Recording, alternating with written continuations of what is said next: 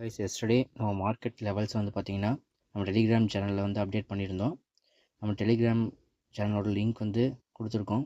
Check பண்ணி பாருங்கள். Market open ஆகிறதுக்கு முன்னாடியே நம்ம லிங்க் வந்து டெலிகிராம் சேனலில் கொடுத்துருக்கோம்.